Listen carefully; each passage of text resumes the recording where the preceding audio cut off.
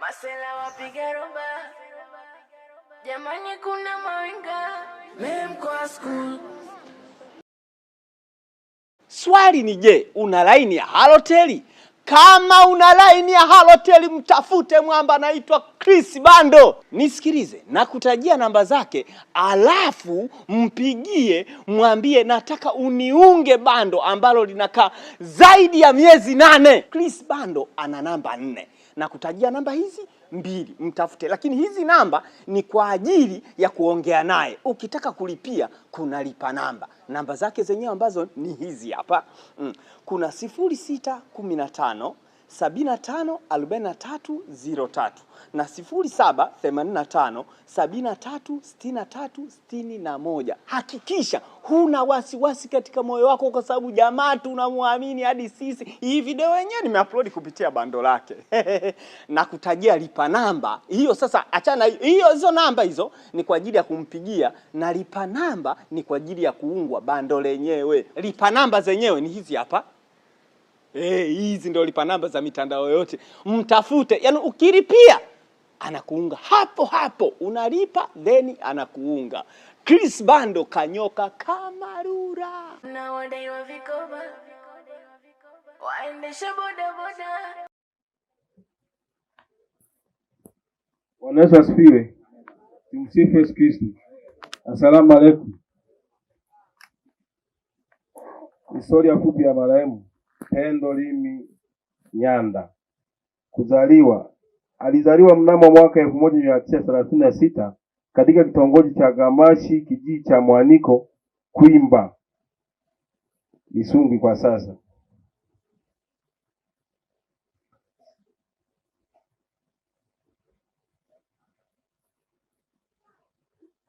Kuamini. Marehemu aliamini mwaka 2000 na kubatizwa mwaka 2000 katika kanisa la AICT Pastoreti ya Sasi Shiguna. Elimu. Pendo Limi Nyanda hakubahatika kusoma. Kuolewa. Pendo Limi Nyanda aliolewa mwaka 1956 katika familia ya Ngusa Kishasha, kijiji cha Nduha. Kuzaa. Pendo Limi Nyanda alijaliwa kupata watoto 11, Mei 7 na Ke 4, na kupata wajukuu 90, vitukuu 37 na vilembwe 5. Kuugua. Pendo Limi Nyanda alianza kuugua mwaka 2025 akisumbuliwa na mwili mzima, na alipelekwa kituo cha afya Misasi kwa matibabu na kugundulika akisumbuliwa na ugonjwa wa UTI, typhoid, sukari kushuka na maradhi mengine. Alitibiwa na kupata nafuu na kuruhusiwa kurudi nyumbani, na baada ya muda ugonjwa ukamrudia tena akipooza miguu. Tarehe 11 mwezi wa 5 2026 hali ilibadilika ghafla na kurudishwa tena hospitali ya Misasi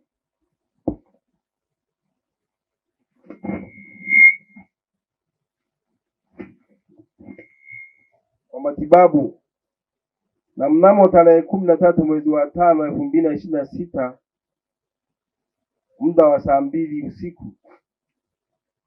hali ilibadilika na umauti ulimkuta. Marehemu ameacha watoto 8, Mei 5, Ke 3, wajukuu 90 na vitukuu 35 na vilembwe 5. Bwana alitoa, Bwana ametoa. Jina la Bwana libarikiwe. Asante. Hiyo ndio historia ya marehemu. Baada ya historia, nitamuomba sasa mchungaji Mlagaja tutasogea mahali hapa pamoja na mtumishi wa neno la Mungu ambaye anakuja kutupa neno la faraja. Neno la Kristo likae kwa wingi mioyoni mwenu, huku mkifundishana, mkionyana na kumwimbia Bwana nyimbo na tenzi za Zaburi lakini tunapoliweka neno la Bwana katika mioyo yetu, hapo ndipo hatuwezi kuishi katika maisha ya mazoea, maisha ya dhambi, maisha ya nasa. Katika mwandishi wa Zaburi 119 mstari wa 11. Ndugu zangu, nimeshajitambulisha majina. Tunatamani sasa tutafakari neno la Bwana kwa ufupi mchana huu, wakati tunakwenda kutafakari habari ya neno la Mungu, lakini tukiangalia pia maisha yetu ya hapa duniani, sisi tuliobaki. Kama mwenzetu Pendo Nyanda ameikamilisha safari yake, je, sisi tutaikamilishaje? Katika maisha ya mwanadamu tumewekewa kanuni za namna ya kuishi tukiwa duniani. Hatuishi tu ili mradi tunaishi. Tunapoishi hapa duniani kuna sheria za nchi zinatuongoza, lakini kuna kanuni za Mungu ambazo zinatuongoza. Sheria za nchi zinatuongoza. Wewe unapoishi hapa duniani, usipofuata sheria za nchi ukakiuka, maana yake unachukuliwa hatua. Lakini unapoishi hapa dunia hii, wewe mwanadamu unaishi katika kanuni na mpango wa Mungu ambaye amekufanya unapumua hata hivi leo. Na mimi leo natamani tuzungumze habari ya maisha ya mwanadamu anayeishi kwenye hii dunia. Tuangalie kanuni chache ambazo zinaweza zikatusaidia kwa namna ambavyo tunaweza kuwa tunaishi hapa duniani. Zinaweza zikaweko kanuni nyingi sana, lakini mimi nizungumze tu kanuni hizi chache. Kitabu cha Ayubu sura ya 14 mstari wa 1 na wa 2. Ayubu sura ya 14 mstari wa 1 na wa 2. Neno la Bwana linasema, tena kulikuwa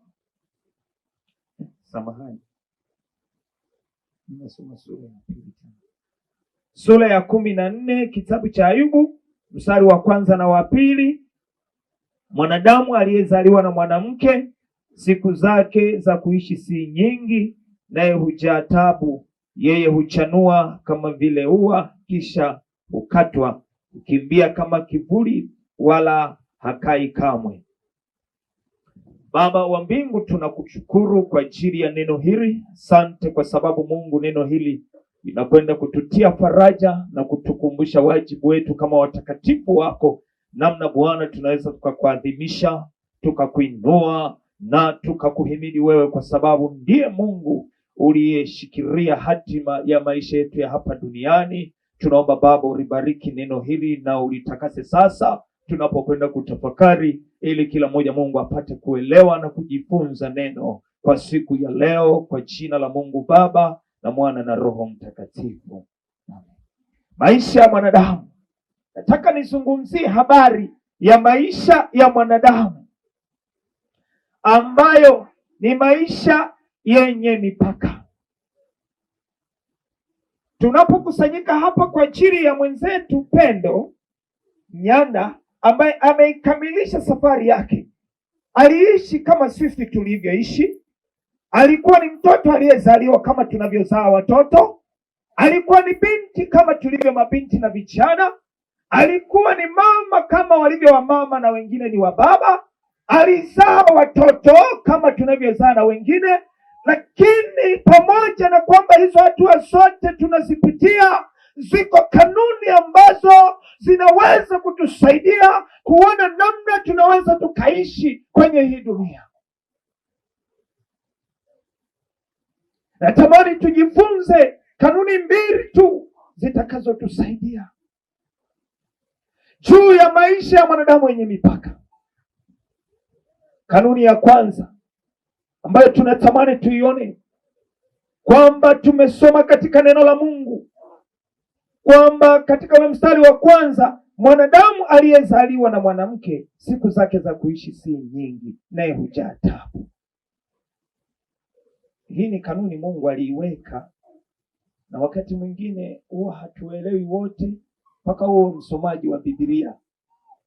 Kama wewe ni msomaji wa Biblia, neno hili sio geni, kwamba mwanadamu aliyezaliwa na mwanamke, anayeishi kwenye hii dunia, alizaliwa na mwanamke akiwa mtoto mdogo, akawa mtu mzima, akazaa na yeye, mwisho wa siku akaitwa baba, akaitwa mama, akaitwa bibi, akaitwa babu. Siku zake za kuishi za hapa duniani sio nyingi. Kanuni ya kwanza uelewe, wewe uliyezaliwa na mwanamke.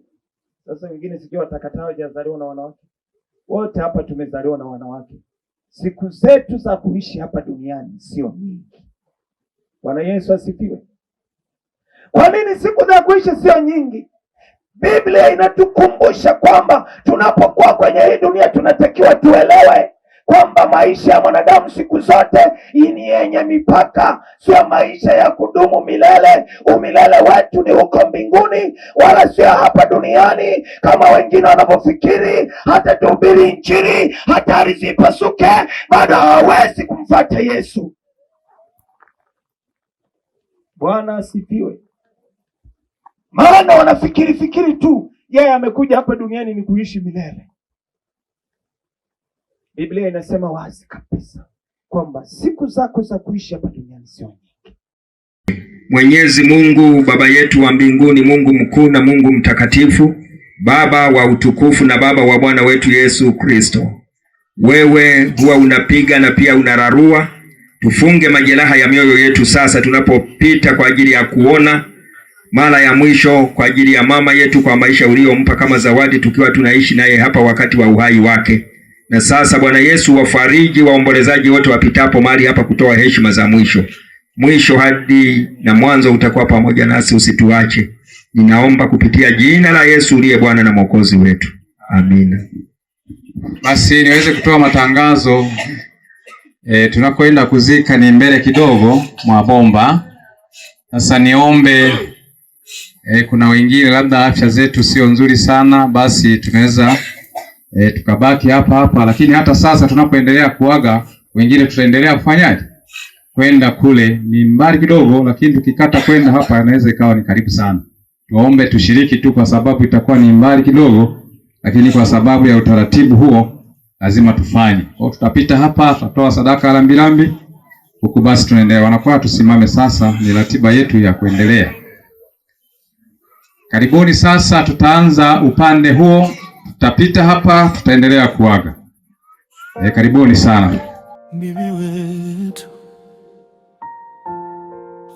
umetuacha duniani wapweke.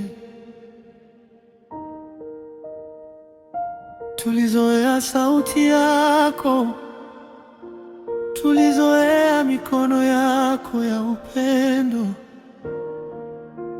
Leo nyumba imekuwa kimya. Tulikuwa watoto chini ya kivuli chako, ukituombea kila siku kwa macho ya upendo. Tulilala salama mikononi mwako. Leo umeondoka, mioyo yetu inaumia. Chakula mezani hakina tena ladha, tabasamu limeondoka ndani ya nyumba. Tulitegemea sauti yako ya kutufariji, lakini leo tunalia kimya usiku kucha. Bibi, usituache, tulikuwa bado tunakuhitaji. Mbona safari yako imekuwa ya ghafla, machozi yanatutiririka.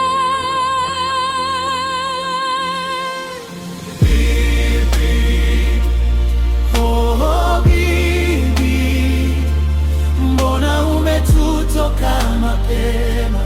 Sasa tumebaki wapweke duniani, mioyo yetu imejaa majonzi.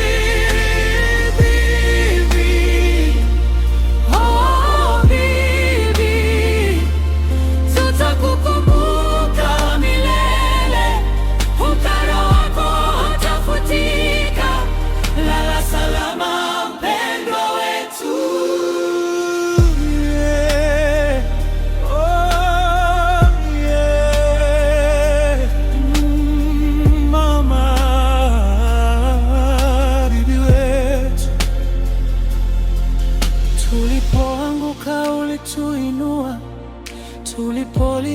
ulitufuta machozi, maneno yako yalikuwa faraja.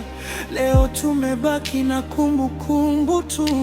Sebule imekuwa kimya sana, kiti chako bado kinatutazama. Tunatamani ungerudi hata dakika moja, tuambie tena wanangu, msilie. Mbona Mungu amekuchukua kabla hatuja kumwambia asante? Tulipanga kukutunza milele, lakini leo tunakuaga kwa machozi.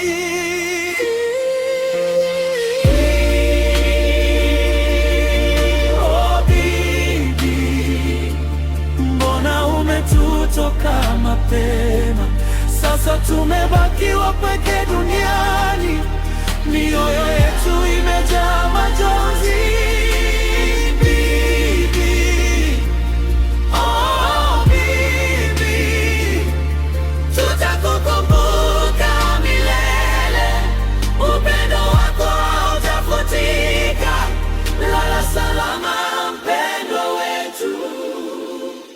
Kama ungeweza kutusikia leo, tungekwambia tunakupenda sana. Tungekushukuru kwa kila jambo, kwa malezi yako, kwa dua zako, kwa upendo wako wa kweli. Bibi, pumzika kwa amani.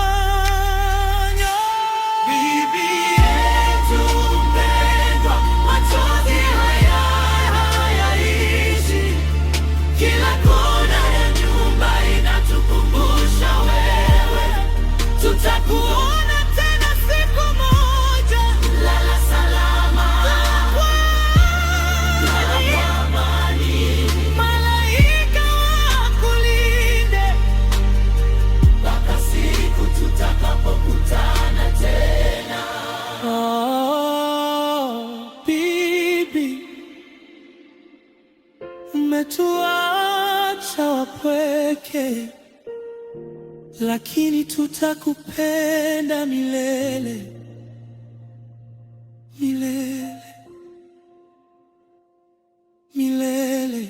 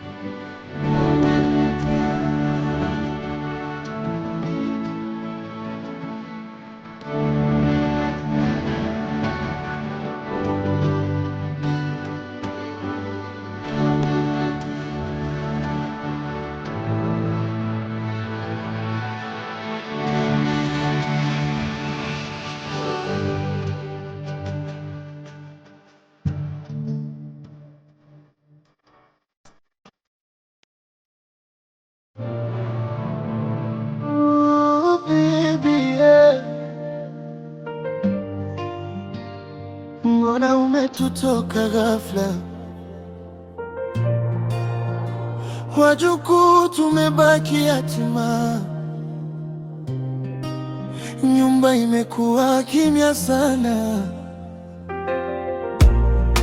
Leo nyumba imegubikwa na huzuni, milango yote imejaa machozi. Tulizoea sauti yako ya faraja, leo tunaita uitiki tena. Vitanda vyako vimebaki tupu, na moyo wa familia umevunjika. Watoto wako wanalia kwa uchungu, wakikumbuka mapenzi yako ya mwisho. Bibi, umetuacha na majonzi, mioyo yetu inauma sana.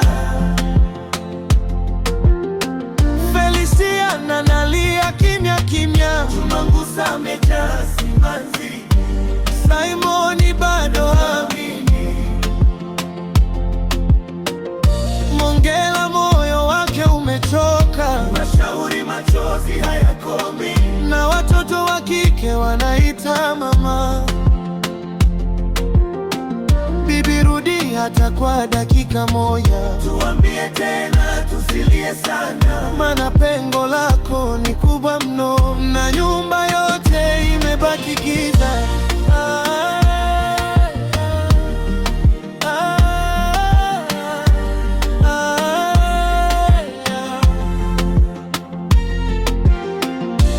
Tulidhani bado ungekaa nasi, utule kama zamani, lakini Mungu amekuita mapema, na sisi tumebaki na majonzi. Kila kona tunakuona bibi, kwenye viti, mezani na sebuleni, lakini tukigeuka hatukuoni. Ndipo machozi yanatiririka tena. Watoto wako wamevunjika moyo, wengine wanajifuta machozi kwa nguo, wengine wanashindwa hata kuongea kwa uchungu wa kumpoteza mama.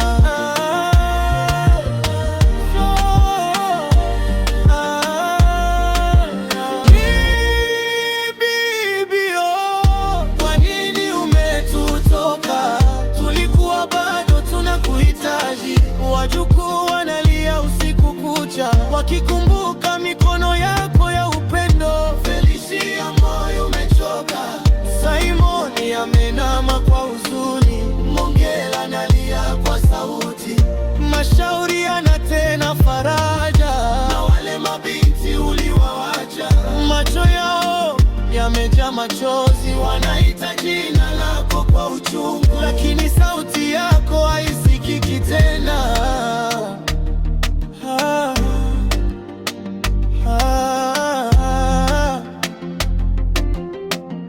Lala salama bibi yetu, tutakukumbuka milele, mapenzi yako hayatapotea.